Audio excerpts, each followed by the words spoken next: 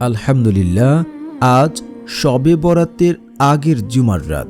আসমানের দরজা খোলা রয়েছে। যদি আপনারা আল্লাহ তাআলার এই শক্তিশালী নাম যদি 7 বার পড়ে আল্লাহ তাআলার কাছে যা চাইবেন, আল্লাহ তাআলা আপনাকে তাই দান করবেন। যেহেতু শবে বরাত, আসমানের দরজা আল্লাহ তাআলা খোলা রেখেছেন। আপনি আল্লাহ তাআলার কাছে চাইতে দেরি হবে, আর চাওয়া অপূর্ণতা কখনই থাকবে না।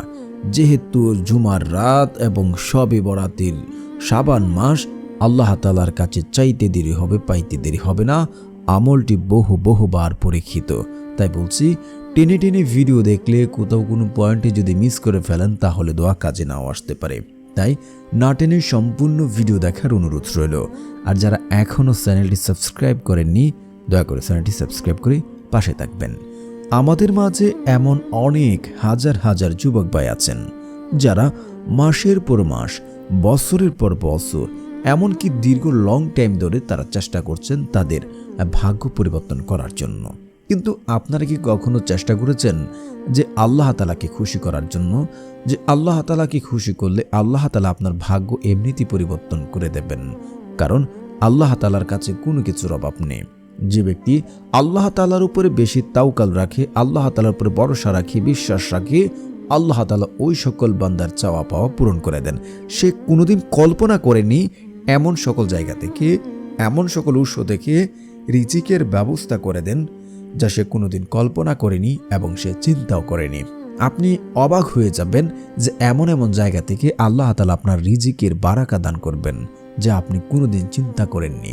যেমন সূরা তালাকের 3 অথবা 5 নম্বর আয়াতে এইভাবে উল্লেখ আছে যে সকালবেলা পাখিরা যেভাবে খালি পেটে বাইর হয় এবং সন্ধ্যায় উধার ভর্তি করে ফিরে আসে, ঠিক তেমনি যদি কোনো ব্যক্তি আল্লাহ তাআলার উপরে তাওয়াক্কুল রাখে, বিশ্বাস করে কোনো কাজ করে, আমি কাজ করে যাচ্ছি, এর ফলাফল আল্লাহ তাআলা আমাকে দেবেন, এমন বিশ্বাস যদি কেউ রেখে, আল্লাহ তাআলার উপরে তাওয়াক্কুল রেখে যদি কোনো কিছু করে, এর প্রতিদান আল্লাহ তাআলা নিজে তাকে দেন।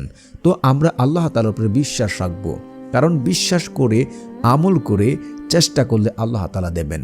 শুধু আপনি চেষ্টা করছেন, আল্লাহ তাআলা কিভাবে দেবে আপনাকে? যে আল্লাহ তাআলা তো আগেই আমাদের ভাগ্য লিপিবদ্ধ করে রেখেছেন। কিন্তু দেখুন, তিরমিজি শরীফের হাদিস 2139 নম্বর হাদিস স্পষ্ট আছে যে তকদির পরিবর্তন করতে পারে কেবল দোয়ার মাধ্যমে। অন্য কোনো পদ্ধতি নেই যে আল্লাহ তাআলা সিদ্ধান্তকে পরিবর্তন করাবে। যে আপনি যদি বেশি দোয়া করেন এবং নফল ইবাদত করেন, ফরজ নামাজের পাশাপাশি, আল্লাহ তাআলা আপনার জীবনে বারাকা দান করবেন। আর আপনি যদি 5 ওয়াক্ত নামাজ পড়েন, আল্লাহ তাআলা রিজিকের ব্যবস্থা করে দেবেন। আল্লাহ তাআলা পবিত্র কোরআনে বলেন, উদউনি আস্তাজিব লাকুম, তোমরা আমাকে ডাকো, আমি তোমাদের ডাকে সাড়া দেব। আল্লাহ তাআলা বলছেন যে তোমরা আমাকে ডাকো, আমি তোমাদের ডাকে সাড়া দেব। আর আমরা মানুষের কাছে বলি, দুঃখের কথা মানুষের কাছে বলি, কষ্টের কথা মানুষের কাছে বলি, বন্ধুর কাছে বলি, পাড়া প্রতিবেশীর কাছে বলি, অথচ এই কষ্ট দুঃখ তারা নিয়ে আমাদেরকে কষ্ট দেয়, আমাদের নিয়ে হাসি তামাশা করে, হট্টজল করে। কিন্তু আমরা যদি নীরবে আল্লাহ তাআলার কাছে বলি, আল্লাহ তাআলার কাছে চাই, আল্লাহ তাআলার কাছে তো সবচেয়ে প্রিয় হচ্ছে 2 ফোঁটা। এক, জিহাদের ময়দানে রক্তের ফোঁটা, দ্বিতীয়ত হচ্ছে অনুতপ্ত বান্দার চোখের পানির ফোঁটা। তো আপনি যদি অনুতপ্ত হয়ে আল্লাহ তাআলার কাছে চান, আল্লাহ তাআলা আপনার চাওয়া কখনোই অপূর্ণতা রাখবেন না। আল্লাহ তাআলা কখনোই আপনার চাওয়া পাওয়াকে অপূর্ণতা রাখবেন না। কিন্তু আপনি চাই না, আপনি দুঃখের কথা, কষ্টের কথা অন্য কারো কাছে বলি। তো যে অবস্থানে আছেন, ভালো কিছু করার চেষ্টা করছেন, কোনোভাবেই করতে পারছেন না, আজ রাতে আমলটি করুন, ইনশাআল্লাহ কাল থেকে ফলাফল পাবেন। তো এখন কথা হচ্ছে, আমলটি তাহলে আমরা কিভাবে করব, কোন পদ্ধতিতে করব?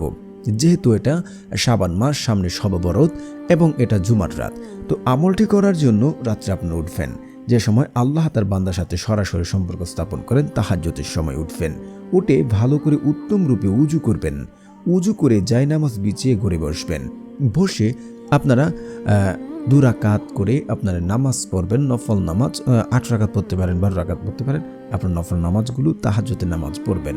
ওই নামাজরত অবস্থায় আপনার আল্লাহ তাআলার কাছে সেজদারত অবস্থায় সুবহানা রাব্বিয়াল আলা, সুবহানা রাব্বিয়াল আলা, সুবহানা রাব্বিয়াল আলা যখন পড়বেন, 3 বার, 5 বার, 7 বার পড়ার পর আপনার সেজদারত অবস্থায় আপনার চাওয়া পাওয়া আল্লাহ তাআলার কাছে একবার চেয়ে নেবেন। তারপর আপনার নামাজটুকু শেষ করবেন।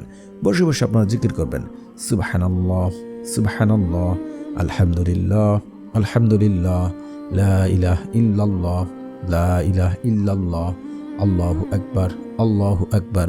এই জিকিরগুলো আপনার 33 বার করে পড়বেন। তারপরে হচ্ছে আপনার অবশ্যই ইস্তিগফার পড়বেন। ইস্তিগফারের এত ফজিলত, এত গুণ। আপনারা সূরা নূহ আয়াত নাম্বার 10 থেকে 12টা একটু যাচাই করে দেখবেন। যে ব্যক্তি আল্লাহ তাআলার কাছে ফিরে আসে, তওবা করে ক্ষমা চায়, আল্লাহ তাআলা তাকে ধন সম্পদ সন্তান সন্তুষ্টি দিয়ে ভরে দেন। এটা আল্লাহর ওয়াদা ভাই, আমার কোনো কথা নয়। আপনি যা আমি রেফারেন্স দিয়েছি আপনারা যাচাই করে দেখে নেবেন। তো আরেকটা হাদিস আছে, আবু দাউদ হাদিস নাম্বার 1518, যাচাই করে দেখবেন। যে ব্যক্তি বেশি বেশি ইস্তিগফার পড়ে, স্টিল নাও তার সংসারে যদি এখন কোনো অভাব দারিদ্রতা বিপদ আপদ দেখে থাকে, আল্লাহ তাআলা সাথে সাথে ওই ব্যক্তির অভাব অনটন বিপদ আপদ দূর করে দেন। সুবহানাল্লাহ। শুধু তাই নয়, ওই ব্যক্তিকে এমন সকল জায়গা থেকে, এমন সকল উৎস থেকে রিজিকের ব্যবস্থা আল্লাহ সুবহানাহু তাআলা করে দেন যা সে কোনোদিন কল্পনা করেনি, সে চিন্তাও করেনি। এবং ওই ব্যক্তি যদি দুনিয়াতে এমন কোনো বিপদে পড়ে যে বিপদ থেকে উদ্ধার হতে কোনো পথ, কোনো পদ্ধতি খুঁজে পায় না, আল্লাহ তাআলা কুদরতিভাবে ওই ব্যক্তির বিপদ আপদ দূর করে দেন। তো আপনারা অবশ্যই আজকের এই আমলটির জন্য 21 বার ইস্তিগফার পড়বেন। আস্তাগফিরুল্লাহ আস্তাগফিরুল্লাহ আস্তাগফিরুল্লাহ আস্তাগফিরুল্লাহ। অনেকে পড়ে আস্তাগফিরুল্লাহ আস্তাগফিরুল্লাহ, যা উচ্চারণ হয় না, তাহলে কিন্তু কোনো কাজ হবে না। তো তারপর হচ্ছে আপনারা পড়ে নেবেন একবার আয়াতুল কুরসি। আয়াতুল কুরসিরও বহু ফজিলত রয়েছে। 5 ওয়াক্ত নামাজের পর যদি আপনি আয়াতুল কুরসি পড়েন, আপনি মৃত্যুবরণ করার সাথে সাথে আপনি জান্নাতে চলে যাবেন। আপনার মৃত্যু হচ্ছে না বিধায় আপনি জান্নাতে যাচ্ছেন না। তো আয়াতুল কুরসি পড়বেন, যারা পারেন আমার সাথে সাথে পড়তে পারেন, শুনলে হবে ইনশাআল্লাহ। আল্লাহু লা ইলাহা ইল্লা হুয়াল হাইয়ুল কাইয়্যুম লা তাখুযুহু সিনআতু ওয়ালা নাউম লাহু মা ফিস সামাওয়াতি ওয়া মা ফিল আরদ মান জাল্লাযী ইয়াশফাউ ইনদাহু ইল্লা বিইজনিহি ইয়ালামু মা বাইনা আইদিহিম ওয়া মা খালফাহুম ওয়া লা ইউহিতুনা বিশাইয়্যিম মিন ইলমি ইল্লা বিমা শাআ ওয়া ওয়াসিয়া কুরসিয়ুস সামাওয়াতি ওয়াল আরদ ওয়া লা ইয়াউদু হিফযুহুমা ওয়া হুয়াল আলিয়্যুল আযীম। তারপরে হচ্ছে আপনারা রাসূল সাল্লাল্লাহু আলাইহি ওয়াসাল্লামের উপরে দুরূদ শরীফ পড়বেন, কারণ দুরূদবিহীন দোয়া কখনোই কবুল হবে না, সেটা আসমানে গিয়ে ঝুলন্ত অবস্থায় থাকবে। তো আপনারা অবশ্যই দুরূদ শরীফ পড়ে নেবেন। আল্লাহুম্মা সাল্লি আলা মুহাম্মাদি ওয়া আলা আলি মুহাম্মাদ কামা সাল্লাইতা আলা ইব্রাহিম ওয়া আলা আলি ইব্রাহিম ইন্নাকা হামিদুম মাজিদ। আল্লাহুম্মা বারিক আলা মুহাম্মাদি ওয়া আলা আলি মুহাম্মাদ কামা বারাকতা আলা ইব্রাহিম ওয়া আলা আলি ইব্রাহিম ইন্নাকা হামিদুম মাজিদ।